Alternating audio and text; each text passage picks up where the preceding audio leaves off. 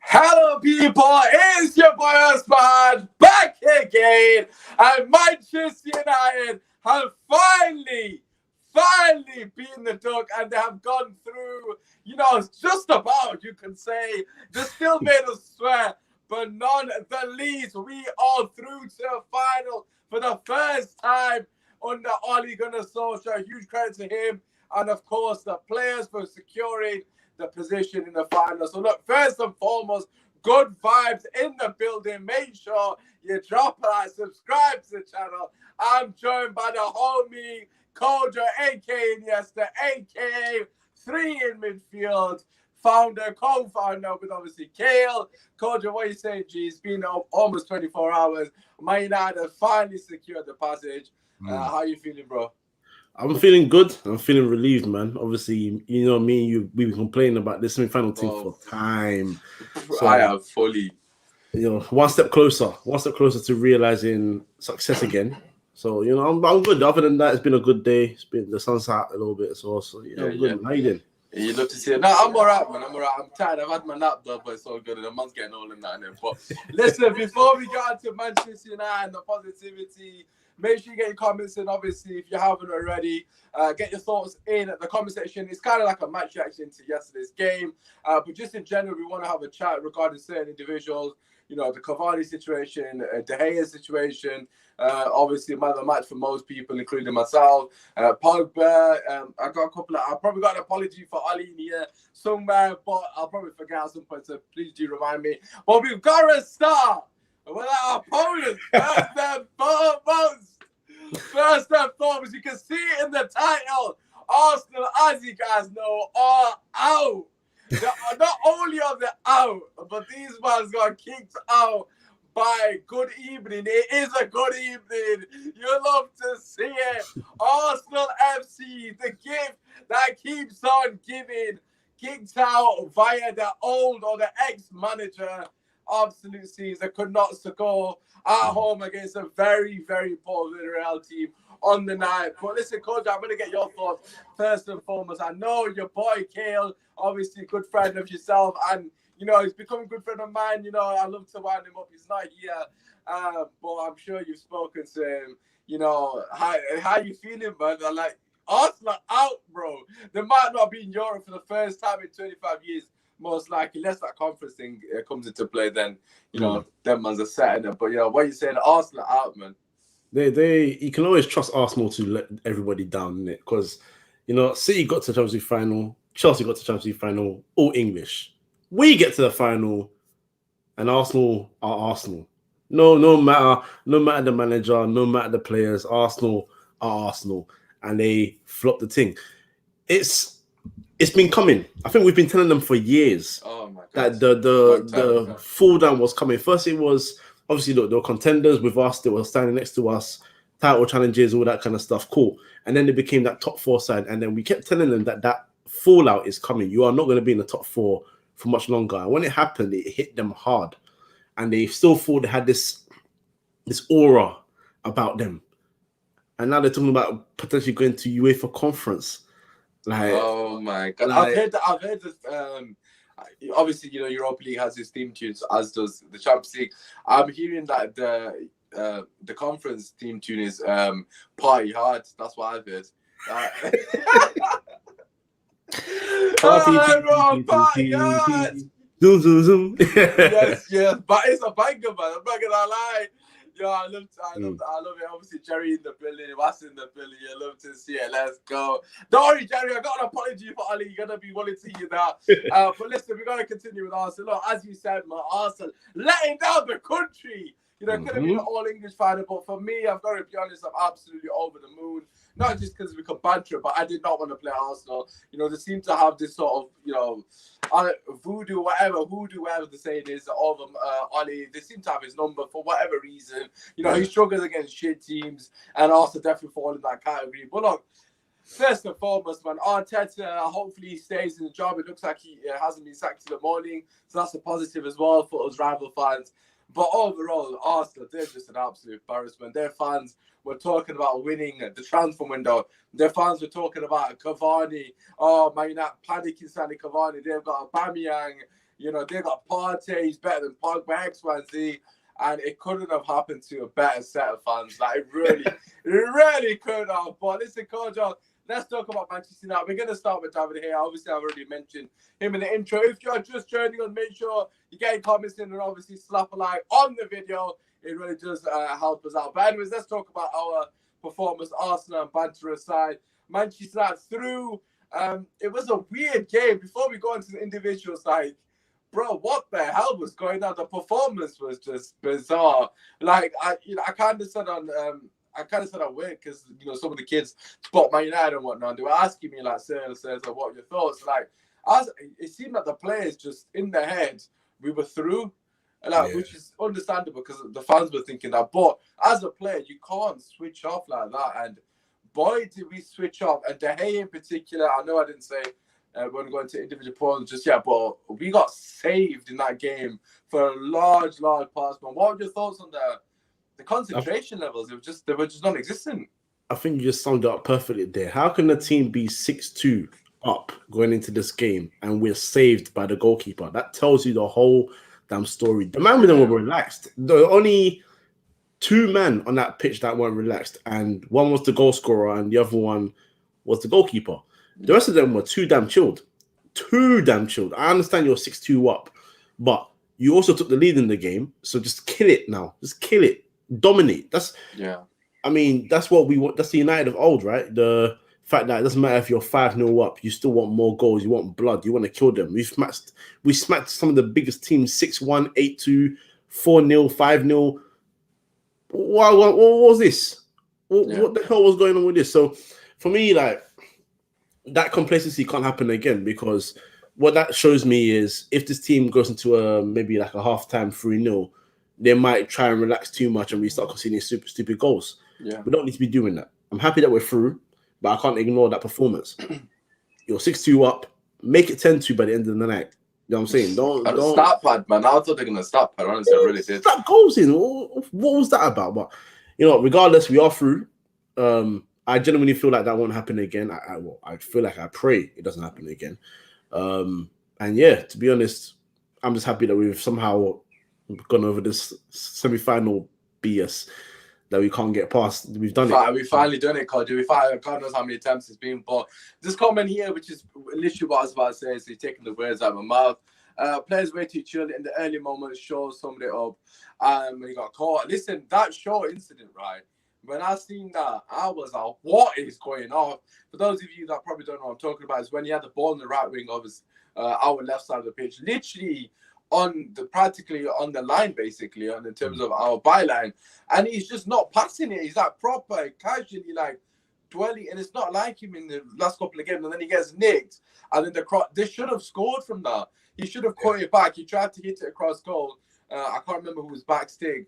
I'm just going to say it's Mkhitaryan, probably wasn't. Well, Pellegrini was free for a cutback, and he was shouting at him after because De Gea actually got across the block here. But that shouldn't be 1-0. That was the warning sign. And then it just didn't seem to like kick. They didn't kick into gear. I know we got that goal from Cavani, and Cavani had a couple of chances prior, which he should have scored, but it was not good enough. And as you mentioned, and we will talk about it now, David De Gea was back to his best yesterday. Made no mistake about it.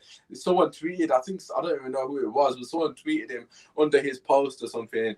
You know, David De Gea did a throwback Thursday to 2017, and that was David De Gea at his absolute peak. That when it was I think it was 2. It might be 3-1 actually. No, 2-1 actually. 2-1. They didn't go 3-1, did they?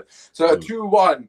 And he made that double save when he had absolute no right. When Dzeko heads it onto him, I know it hits him, and then he gets up to make the second one. He has no right to get out that quickly to save the second one. That was prime De Gea. That it really was. And for me personally, I couldn't be happier for him. I'm someone that's been very critical of him. I've actually got out and said that we should sell him, but he definitely showed what he's about, and I'm happy to see it. I'm happy to be proved wrong. And that's what we want from all of our players. Kojo, what were your thoughts on De Gea in particular and his contribution to the game? I feel like he needed that because he's been under scrutiny for the last 2.5 years, that major scrutiny. And then this season was the first time that since he joined the club, that he's been taken off the number one spot of goalkeeper. You know, I mean, apart from the time where we had that little dispute where he was supposed to go to Real Madrid and we pretty much fucked it up for him. But he came back, signed a new contract, and boom, straight into the team again. He was De Gea all over again. I feel like he needed that because he needs to prove a point. And in a game where you're supposed to be comfortably going through, he was, again, one of the two players that was on guard from the start to the end. And he pretty much made sure that we didn't bottle a 6-2. Yeah. If I'm going to, that's as clear as I can make it. No, I agree. Say it's from Dzeko, say it's from Mkhitaryan, from anyone that tried to pose a threat, he was making the most outrageous saves. And that for me is very important because for a lot of people, there's still a debate as to who should be number one. People still feel like De Gea is there one. He's numero uno for them. For me, I feel like he deserved to be dropped. But now this is a wake-up call for Henderson that the old dog has still got it. The man that's been there for many years is still saying, listen, I'm still about this. So if you slack, I'm going to prove why I should be. The guy was even coming out to try and claim headers, crosses. Yeah. Like he was trying to really do. And I think that's development. That shows that he's trying to now elevate his game even more at this age. And that's perfect because goalkeepers tend to go till the age of maybe 40 if they can, like Van der Sar. So for me, like I'm delighted with that performance. That was De Gea back at his best. So and for someone that hasn't started a game in ages, that's impressive because you can forgive lacking match sharpness. He was on job. Yeah, no, I completely agree. I think in terms of match sharpness, it's always going to be a worry. You've seen a lot of other players that have come into the team that have struggled. We're going to get onto them, and obviously, and I apologize to Ali for a couple of the players that come on board. In terms of De Gea's individual performance, that's what we need. We need people to be pushing each other to better themselves. As you said, he's even coming to try and collect and command his bark. That's been the reason he's been dropped, to be quite frankly honest with you. Yeah. One of the reasons, I wouldn't say shot stopping has been dramatically worse this season prior to his exclusion from the team. It's been just his overall game. My thoughts on his kicking is nowhere near to the standard off a goalkeeper, and that's not because football's changed. In general, it's just not good enough. He just continually gives the ball away, and his overturning possession is not good enough for a keeper. But yeah, De Gea was a massive positive, quite clearly the man of the match. I'm sure he was your man of the match. He was definitely mine. That save from Mkhitaryan as well. I was starting to sweat. Like, I know they beat us 3-2 on the night, but it could have quite easily been 6-2 to them. Yeah. And I don't think anyone would have been able to say anything. So I think there's an echo on your mat. I think that's yours, Coach. I'm assuming. I don't know how that's happened. There's only two of us. Right, okay. But listen, let's talk about a couple of other things. I just want to talk about the squad in general, actually, before we go on to, fixture congestion. I'm going to do a podcast on that in more detail tomorrow. But in terms of the players he substituted, I just want to, and I don't want people to think about we're being negative. I just want to get this out of the way, then obviously positive, etc. But in terms of what Ali needs to improve, like for me personally, he needs to be more proactive. Like he really needs to make the substitution. I personally felt like Pogba should have went off ages ago. Pogba was really poor yesterday. He was. And I don't want people to think I've got some random agenda because I always sing his praises, but I gotta call him out. He was shocking. We spoke about lack of concentration, and we spoke about different matters, but Pogba was really, I don't really understand what the issue is. A lot of the lads in the chat were saying we don't want to see him in that double pivot again. For me personally, I'm starting to think the same because under Ollie's system, it does not work. With Pogba that deep, he does not affect the game nowhere near enough. If you only watched 2 games of Paul Pogba in your life, one was him playing left wing and one was him playing double pivot, you wouldn't think they're the same person. Like, it's actually crazy how different they are. So let's just quickly go on to Pogba. What are your thoughts on him and his sort of role within the team? We've got a question about Donny, obviously we'll get to that. But in terms of Pogba, I was massively disappointed, man. It's a huge game, let's be real. If he's going to start, what did you make of his sort of appearance? Yeah, it was appalling. It was appalling, to be quite frank. I think a lot of people don't try to think about what happens off the ball with players. I think a lot of football today is all about on the ball and what they can do with their technique and their passing. Listen, he didn't do any of that right. And off the ball, he was just as poor. I think he lacks an understanding with his midfield partners. I don't think he has an understanding with Fred. I don't think he has an understanding with McTominay. He doesn't have an understanding with Donny van de Beek. if they were to play together in the two.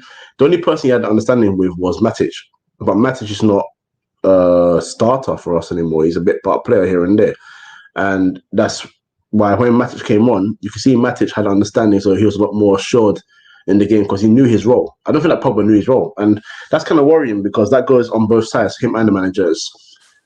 You've played him on the left side, and you've wanted him to sort of be a lot more of a creative force, which he's been. He's been very good. He's been fantastic in the last 2, 3, 4 months. But then on the other hand, is that an instruction that he plays in that position and still tries to come forward? What happens to his partner? Is his partner doing the same job? Because Fred and McTominay are not defensive midfielders. They're central midfielders playing in that role of they're playing a defensive role, but really and truly they don't have the capabilities to just sit back and do that. And that's where you can see they were struggling also whenever they've played with Pogba in general. So I think him on the left side just makes sense in future because So he's able. you're saying left side is in left wing, or you're saying? I'm saying left wing because he doesn't play the position of a left winger in that when he's in that position, doesn't play the role that you want in a left winger per se. He still drifts in, but I think when you're in the opposition, you see the lineup, you see him as a left winger, you're expecting to do left wing things, and that's not how he plays. He drifts in, and because when he drifts in, other players have the understanding. The more experienced ones, like Cavani, like a Bruno Fernandes, they move about with him, and it makes it easier for him to do his thing. And then you have McTominay and Fred, who clearly understand each other a lot more because they've played with each other God knows how long at this point. Yeah, they can do their thing at the back. So I just think it just makes more sense in future to keep Pogba on the left side. He had a poor game, but I can give him the benefit of the doubt just because he's been fantastic for the rest of the season, pretty much for me. So, but that can't happen again. That cannot happen again because that was very bad. Yeah, no, that was absolutely shocking. I just want to quickly get this coming up. It kind of sounds like an excuse. I'm not gonna. I think you're fast enough to call up with him. I'm not really. Look, obviously, I don't think so. I don't think so. I just think that's an excuse, and I'm not gonna really use it. Again, United listening spot on Kojo as Pogba kind of looked lost. I think that's a very good point that you made there in terms of Pogba. He did look like he didn't have a clue whether to sit or go. Like, honest to God. When he's been playing left wing, he's had a free roam, and you've seen him roam in and around the box, edge of the box. Him and Bruno Fernandes have been floating amongst each other. Sometimes Pogba's found himself on the right wing, even when he's starting on the left wing. He's just been able to do whatever he wants during the attack, get himself in the box. The amount of time we've seen him get touches in the box, something that you definitely don't affiliate with him when he's playing in the double pivot. And for me, the issue is the most glaring issue is we haven't got a CDM. So Fred was getting outnumbered as well, and he was leaving Fred to get exposed, which wasn't fair on Fred. So I thought Fred played okay given the circumstances. His partner in Pogba was absolutely woeful, and also just the fact that he's not impacting the game at all. He's absolutely having no impact on the game. Okay, granted his position and those things were poor defensively, and that's one part of the game that there's not much excuse for. But the second part was that he wasn't having an impact in a positive way. So you could potentially excuse his defensive lapses, so to speak, if he was impacting the game in terms of going forward, and he wasn't doing that at all. And every time he's played left wing, as you've suggested, he's had a huge impact on the game. It's not been like he's impacted. He's been massively instrumental in the game. Similar to and Bruno's benefit from that. Cavani benefit from that, as we saw from the first leg. You said that you want him to play there not full time, but the reason my issue with that is that what happens to Rashford then? Because Rashford can't play on the right wing, and we have to get Jadon Sancho. I'm not having another summer of Rashford and that. Do you know what I mean? Pogba isn't a left winger. For me personally, the solution is very simple. First and foremost, get CDM. I think that's everyone knows that. But we have to play 4-3-3. Like, it's just this whole, like, I feel like Pogba left centre mid, Bruno right centre mid would work fine because Pogba has the box to box, and Pogba's done that role. Look, I'm not saying we could do it right now because we haven't got the personnel to do it. I'm saying moving forward in the future, hopefully in the summer, they finally sign someone that can play in the CDM. You know what? Especially CDM. You know what? I actually agree because I think if we go back to when we came back from lockdown, it was Matic that was playing the role, and exactly, and it was Pogba. Matic was back to his best, and you saw you saw how we were reaping the benefits of the 4-3-3. You had Greenwood on the right, Rashford on the left, Martial in the middle. I think the reason why I would just do it for now is because, unfortunately, the fact is this season, the front three that we had last season hasn't fired together. This is for many reasons. Greenwood hasn't had a lot of game time. Martial has been off form. He's been injured. Rashford has scored goals, but we haven't been able to say that his form has been consistently good, to be quite honest with him. And Cavani really and truly was really started to go on fire from February onwards. He wasn't on fire from when we started the season, to be honest. So it's one of them ones where is that Ole Gunnar Solskjaer in our... Hi guys, thought I'd join you this evening. I hope you're not going to criticize me. I'm already fuming with the fixtures. I can understand, Ali. To be honest with you, mate, I'm not going to criticize you tonight, actually. I feel like that's either Jerry or Kish behind that profile. It's got to be Kish, really? It's got to be Kish. But, my money's on Kish. But yeah, well, actually, it probably would be Kish. But no, I do agree with that. But the reason I'm just saying right now, I would understand if we did otherwise, is because, yes, Rashford has been poor on the right side. But I feel like on the right side, what he's done well, I think he's made all the right runs. Again, it's that whole decision-making thing. I feel like we've got someone in Rashford that can actually play across the front three, but his decision-making is still 5 out of 10. And it's crazy because of the amount of goals he scored this season, you would think he's a 7 out of 10 decision-maker. Yeah. But if he elevated it that little bit, he'd go from 20 a season to 35 a season easily. So yeah, no, without shadow of doubt. Yeah, but 4-3-3 with a right winger. Yeah, I just don't feel comfortable with Rashford on that right wing. For me personally, I just don't. It's echoing again, coach. Just FYI. Right. Yeah, so I just think for me personally, yeah, there we go. Right, okay. I just think for me personally, I just don't think Rashford can do that role. Although he should be able to. I just don't think he's good enough to do it. For whatever reason, he seems to struggle. You know, he likes to cut on his right foot via the left side. He seems to enjoy that part of his game, and sometimes he does it too much. It actually pisses me off. But listen, nonetheless, Rashford has been brilliant. Regarding Paul Pogba, I just think we got to go for the 4-3-3, as you've suggested correctly, in my personal opinion. Anyways, the period post lockdown when Pogba came back from his long-term injury when he played with Matic and Bruno, I think that's the best Pogba's played in United shirt, as in consistently. The only issue with that again was I don't think he was impacting the game as much as he is at the moment. I understand he's not going to do that. I just want him to be more further forward, man. I enjoy seeing him there. He's a beast first and foremost, but it's his technical ability. We had a comment earlier referring to Bruno's goal, the first goal we scored against Roma. Pogba just, rolls smallly like he's he is lightweight, but he rolls him completely. Comes inside. I don't know who the second player was. Sidesteps him like he did similar to Højbjerg and plays the right ball to Cavani, who then lays it to Bruno. Like little things like that. That's another thing that we've not seen a lot of Rashford doing that actually. If Rashford doesn't do that enough, and his ability to do that is second to none, so I don't know why he doesn't do it. Pogba's kind of showing him up, in my personal opinion, but that's just me. That's a different story. But yeah, little things like that. Pogba on the left wing, doing that, impacting the game, taking people on, beating his man, his quality with his creativity as well. So we're definitely going to miss that when he's deeper. But listen, just got to shout out Larry, hold tight, fellas. Listen, shout out to you, Larry. Hopefully you're doing well. One of the few Arsenal fans I respect massively, not deluded. Him and Gunner's talk. Them two guys, they're not deluded at all. So can't give any hate to them guys. But everybody else, you man, and Kale's not deluded actually. What we're talking about, Carl and Miss Kale. Them three are fine, but everybody else that I know as Arsenal fan are just they're top notch. But anyways, listen, let's move on to Van der Beek. Have barely mentioned him. Kojo, I'm going to mute myself, obviously, give you a chance to speak. What are your thoughts on Donny Van der Beek? I think he played 90 minutes, if I'm not wrong. Yeah, I'm just going to pass to you. What are your thoughts? Yeah, there we go. I'm okay with him. And if you hear someone in the background, that's my mum talking very loud on the phone. No, I'm actually okay with him, just based on the fact that he hasn't played a lot of time this season, so we shouldn't expect anything that quick from him.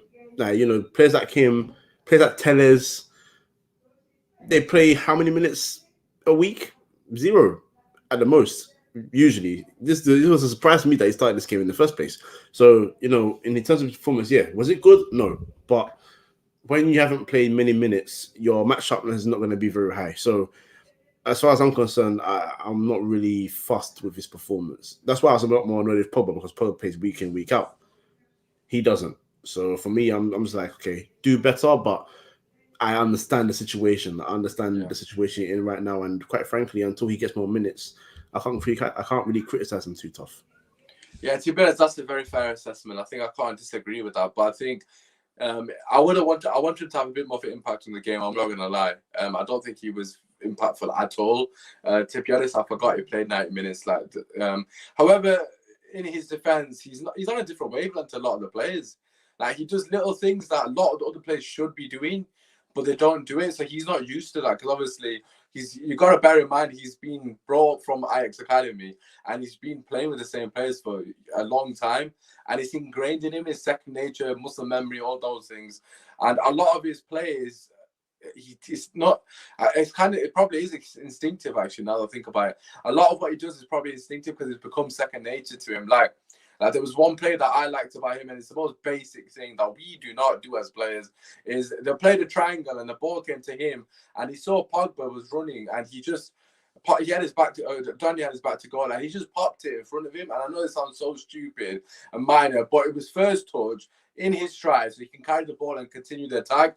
And it's such a basic fundamental of football, but it's just little things. He starts attacks. He's very good at starting attacks and like building the attack. I think that's something that's definitely a strength of his, because he's very cute with his passing, and a lot of the times he makes the right decision as well, which is something that's a massive positive. In general, I think Donny van de Beek, again, he's going to be a good player for us. I have a strong sort of belief of that. I do believe in his ability. I've seen enough of him. I actually, in the Champions League, his record speaks for itself. I'm not one of stats, but if you actually watch the games, and I watched a lot of Ajax that season and the other season, because I believe they're in the group of death that season, so I watched practically every one of their games. They did brilliantly, and he was a fundamental player in that role. So I'm not worried about him. I think you've given a very fair analysis. But listen, let's move to the positives. We could sit here and go through all the individual players. Edison Cavani. Good man Cavani. As I don't know how many, I think he had a 9 goal contribution or something. 6, it might have been 6. It might be 6 anyways, over the 2 leg. Either way, absolutely outrageous. He definitely should have scored the lob. That was shocking. The second one, it was a bit wide. He should have scored it, but it was a bit hard of a chance. But nonetheless, he secured the victory with the brace. He really did. The good man. Kojo, I know you're a massive fan, so I'm just going to pass you the floor, mate. Thoughts on Cavani? How important is it we keep this guy? He's proved everybody wrong, really. A lot of people were saying last minute signing, panic buying, which it was. He's going to be a flop, etc., etc. Guy is most certainly broken the curse of the number 7 jersey, as the Americans would call it. But Kojo, what are your thoughts on the man himself? What more can I say, man? I was begging United to sign this guy, and this is the reason why. I understand every striker will miss chances, but the guy's knack, and more importantly, the want to score goals is so huge. You've got a player who just lives for goals. He's always wanting to be in the box. He's always trying to sniff. And if you're talking about hard work, you're talking about someone that the questions about, oh, he's aging, can he do this, can he do that? He was coming back to defend. He was sprinting all the way back, defending as well, and then sprinting forward to go and join the attack. The guy still got it. Yes, he's not going to score 40 a season anymore, but you give him the service and he will provide. Bruno gave him service and he provided. Did he miss some big chances in that game? Yes, the one, particularly when he tried to lob the keeper, he was far too relaxed in that one. Far too relaxed. Yeah, very shocking miss. I was not happy with him at all for that. I was like, no, come on.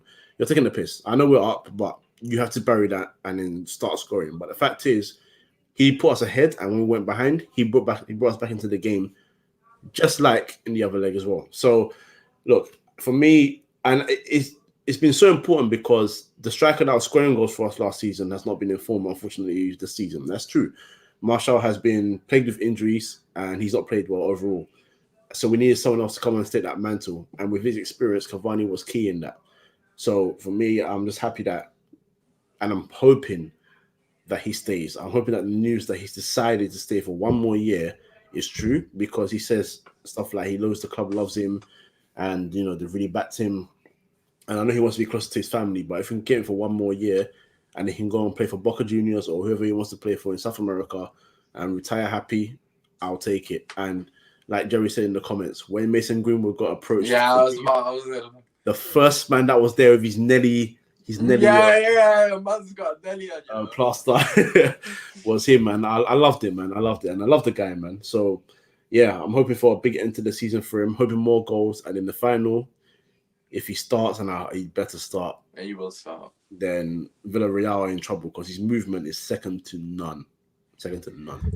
Yeah, no, that obviously the video. To be honest with you, when I was watching the game, for some reason I didn't notice the cover. I must have switched. I wasn't paying attention to the game or something. But when Cavani initially backed the beef, I didn't even remember it in the game, but I remember him getting manhandled by the players. I didn't actually see the bit when Greenwood kicked off. But look, that just says, oh man, that's what we need, mandatement. Like I'd expected to do that. I'd be doing that kind of shit because obviously, you got to back the homies. But look, he was in there straight away. No hassle, 1v3. Man dealt with all three of the guys.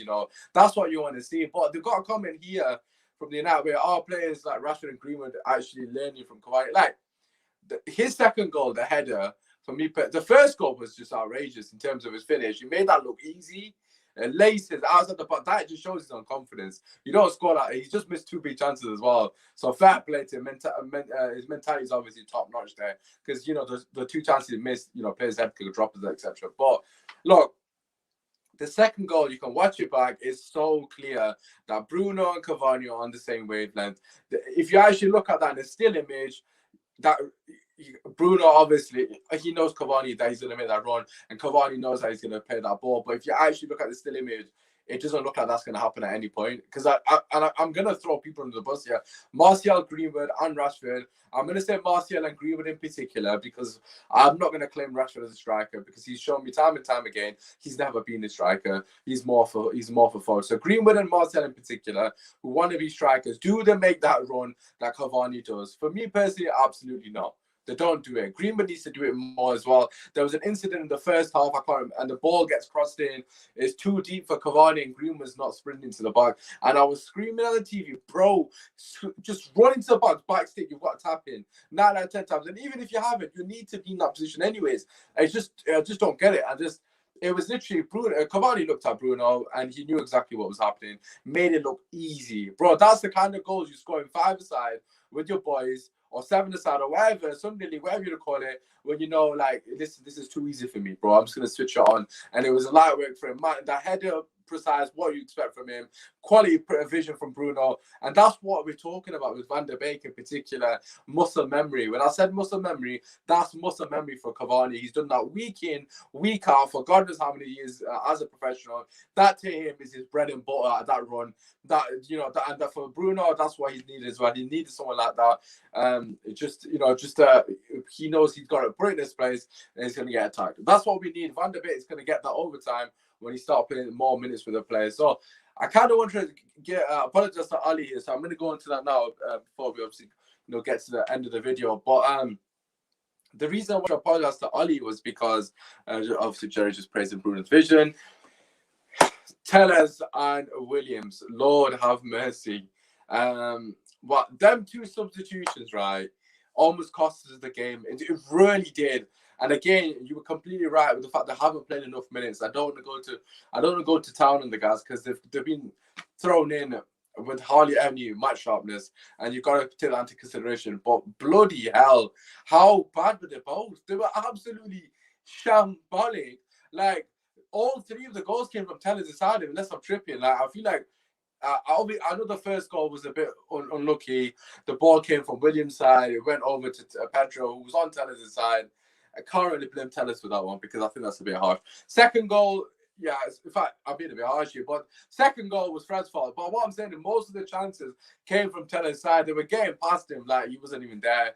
He was just being reckless, he was just making stupid decisions. Constantly, Williams, we criticised Wan-Bissaka for not being able to go forward. Williams is meant to be an attacking fullback. Did not see him offer anything going forward at any point. You got to bear in mind, yes, I haven't played for a long time. but we're 5-3 up or whatever it was, not 5-3. It was like 7-3 up. And bro, come on, show me why you should be in the team. Like, offered absolutely nothing. And we come back to the same thing. And the reason I'm apologizing to Ali is because I wanted them both to start. And if they both started, we probably won't be sat in the final because it was that bad in moments. But yeah, Kojo, what are your thoughts, man? The reason I'm apologizing to Ali is because it's quite clear some of the other guys, they're just not up to scratch. Or is it Ali's fault because he's not been rotating the squad and he's put them in the dark and they've barely got any opportunity to completely out in the wilderness to an extent? I think both parties and all three parties are to blame in some sense. I mean, Tellers has had a shocker in general. I talk about match sharpness, yes, but basic stuff, he was fumbling basic things. As for Williams, and it's something that's worrying me about footballers in general these days. It's sort of similar to Matt Doherty, who is playing right back for Tottenham, and is an absolute travesty, but was playing right wing back for Wolves and was competing for best fullback in the division. Like, you go from one side to the other. You go to the side where your natural foot works the most for you for Brandon Williams. And I get you're a kid, so I'm trying not to be too harsh on you. But why is it that you can't play on that side? I don't get it. I don't understand it. You're a fullback. The principle of the position is still the same. And technically, because you're right-footed, and the team that always has to play directly on the side with their fullbacks, you cutting this side on your right foot and from the left side makes a bit more difficult for you to work in that team. So you on the right side should work, but for some reason it's not working. And I feel like a lot of footballers today learn one position, one role, and don't know how to do the rest. And I don't know whether that's a coaching problem or whether it's players are that stubborn that you just can't coach that out of them anymore. Yeah. I don't know what it is. So I don't want to get onto Oli for that either, because I don't want to blame him for something that I don't know whether it is in his control or not. Tellez is experienced. So I will talk about match sharpness all the time. Yes, you haven't played a lot of minutes in the last couple of months. I will forgive you for that. But when it comes to the basic things, I'm sorry, you got to be awake. And the one thing I hate about defending, and it's not just him, it's everyone, is they don't approach face on. When the ball's coming towards you, you always turn your back. You always turn to your side. And I always say this, you create your own luck in football. If you stick a lazy leg out and it hits you and it goes in, that's your fault. You can't say that's lucky. That is your fault. If you turn your back to a shot and it hits you, you don't know where it's going. At least if you face it head on, it can come at you. If it's coming towards your foot, you can move your foot in a certain way so you can know where it goes. Instead of turning your back or turning to your side where you don't know where it's going, that the own goal that he got, which made it 3-2, he did that, and case in point, we're 3-2 down. So he's experienced, and I would hope that he could not, or he would not do that rather. But this is football today. This is what it is. It's very, very, I call that coward defending. He defends like a coward. And it annoys me because I was one of the guys that was actually shouting for this guy to join the club as well. I was massively shouting for him to join the club. Exactly. Yeah, me and you were actually doing that, but he defends like a coward. I can't defend that. You defend like a coward. So until you get that out of your system, I will criticize you because you were experienced. At least Brandon Williams is 19, 20 years old. So I can give him some time. But you, 27, 28? No, sorry, I'm not having it. So he has to level up because Shaw has left him in the dust. Absolutely left him in the dust. It's not very close. Jerry's saying that I was saying this in the group chat, respect the opposition. I'm gonna be very blunt here, and I'm not gonna mince my words. I ain't respecting our opposition. We can't beat Villarreal in this final. I swear to God. I need serious questions. Bro, Arsenal, you gotta bear in mind, Arsenal have just lost to this team, by the way. Just about. Arsenal are dog shit. They're 9 for a reason. They're absolutely shit. And Arsenal, I know they slapped Arsenal in the first half, and they should have been outside. First leg, and they should have been outside. But I don't care. Like, there's no way on this planet that you can give me any valid reason to why, on paper, we shouldn't slap Villarreal. We should not. We should slap them 3 or 4-0. And I know you're talking about Roma, Cherry. And even with Roma, this shit as well defensively. We made them look offensively. Fair play to them. I'll give them credit where it's due. They've got something about them. Defensively, they're absolutely shambolic. We hardly had to do anything. We didn't really play out of the skin in the second leg, and we comfortably scored. And we should have scored an extra 2 goals. But for me personally, we should. I'm not honest to God. There's no way. I'm not having it. Because I remember when I was telling you to like sort of respect Roma, I remember you did this thing where you're like, oh, nah, sure, man. So like, it's a lie, man. Like, we should be popping them. We popped them. So you're proven right 100%. Villarreal, I'll say this. I always tell, I told Arsenal fans this, and I'll say it right now. They are better than Arsenal Football Club, but they're not better. That's a given. But they're not better. Shit. But they're not better than Man United. I said this before their first leg anyway, because they've got players that teams don't respect, and and teams here don't respect, and it's weird because Pau Torres is a good player, and he's wanted by many teams. Parejo is a very experienced midfielder, but he knows how to control midfield. Funny enough, Coquelin is doing more for their midfield. I forgot he was there, bro, and he ran the show more than Partey did. It's actually a joke thing. Hard.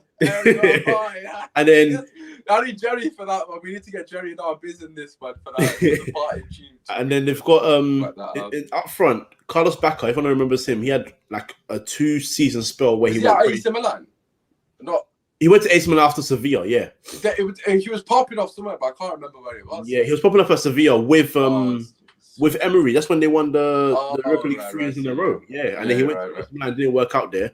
Gerard Moreno is a decent striker. I say decent. Paco Alcacer is actually a good striker, but again, he's a good player. Yeah, I'll give him that. But again, this is a team that we are better than because we got better players from top to bottom. So, look, we should always respect the opposition. That's facts because you can lose to anybody. We've lost to Sheffield United. I've seen us lose to Southend before. I've seen it. I know, but in reality, 4-0, bro. Yeah, but factually, we are better, and in reality, we should be beating them. So if 4-0, man. Yeah, so if we're to lose this final, and I don't want to speak about lose because I firmly believe we're going to win, but we're winning.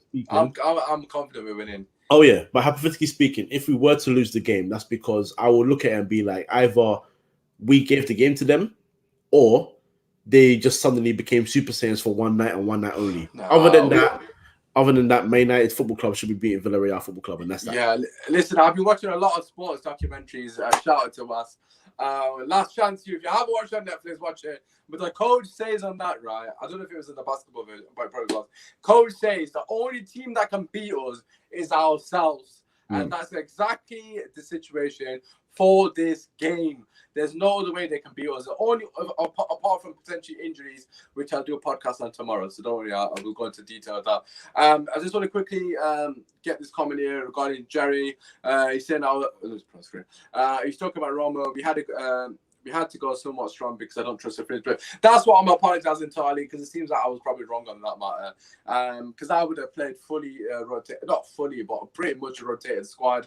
But it seems like I was proven wrong because them mans were almost throwing the game away. They were trying their best to throw the game away because they haven't got match sharp myself. I was wrong. Ali was right to do what he did and get us through, which is the main thing. But yeah, listen, the only team that's going to beat us in the final is Manchester United. If we turn up, come correct, we have secured the first trophy under Ole Gunnar Solskjaer. I know what? If he secures the trophy, it's been a successful season. It's as simple as that. I said that from the start of the season. He has to win a trophy and get top 4, and it seems like he's achieved those objectives. I'm not going to get ahead of myself because for me personally, it's all about the league. We can't sit here and see Chelsea in a bloody final of a Champions League. I was looking at the other day and I'm absolutely baffled to how that's even come about. And obviously we know that Man City are there, but they probably are, expected to be there given that the team they have become. But anyways, we're going to wrap the podcast there. I have got another video at 7 o'clock. So make sure you stay tuned. Be back in 15 minutes. It's going to be a good video with the homie Joe from Hayden's channel, the masterclass. So we're going to be talking about men's mental health and him overcoming certain stereotypes and that kind of thing. So it's going to be a bit more for deeper chat, a bit away from football. But listen, before we go, make sure you drop a like, subscribe to the channel. As always, show love to our guest. In this case, it's the homie Kojo. Tell the people where they can find you, bro. Obviously, over here, Usmaan Talks United.